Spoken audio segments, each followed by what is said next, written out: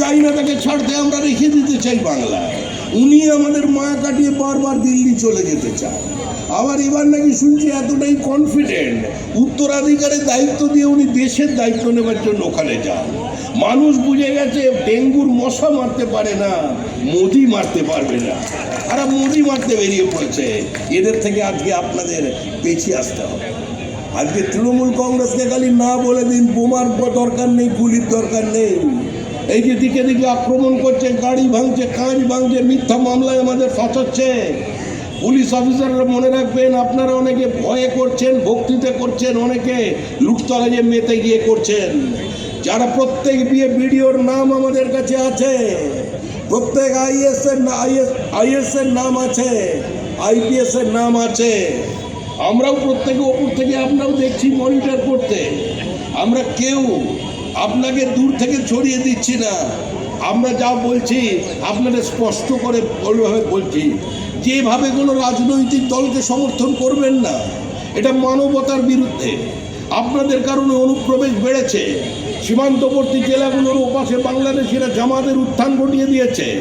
আমাদের demographic change হয়েছে। আমাদের জমিকে ব্যবহার করে বিহার, ঝাড়খণ্ড, বনাঞ্চল, সীমাঞ্চলের জমি পর্যন্ত বদলে গেছে। তাই এখানে দাঁড়িয়ে যারা সাম্প্রদায়িক বিভাজনের রাজনীতি করছেন তাদের বিরুদ্ধে সংঘবদ্ধভাবে প্রতিবাদ করতে হবে। আর আমি আরেকজন নেতার উদ্দেশ্যে বলবো, এত তো বিজেপির সমালোচনা করলেন, আরে রাত্রিয়ে কেন? প্যার কিয়া তো ডরনা কিয়া?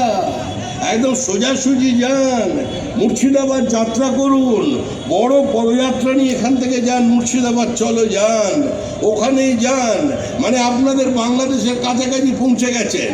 এবার আরে দাদু খায় নাতি খায়, বিস্কিটের গল্প শুনেছিলাম।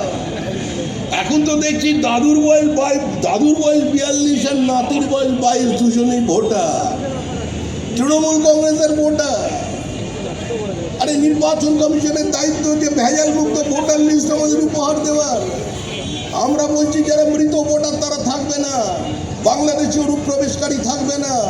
যারা কলকাতার রাস্তায় দাঁড়িয়ে স্লোগান দিয়েছিল লড়কে লিয়ে পাকিস্তান, হাসকে লেঙ্গে হিন্দুস্তান, আজকে তাদের কথা নিয়ে আজকে তারা পশ্চিমবঙ্গের মাটিতে নতুন করে আসতে পারবে না।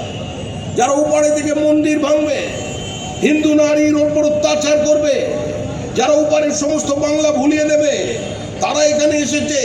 আর এখন বলছে বাংলা শিখতে হবে কার থেকে? বাংলা শিখতে হবে তৃণমূল কংগ্রেসের কাছ থেকে।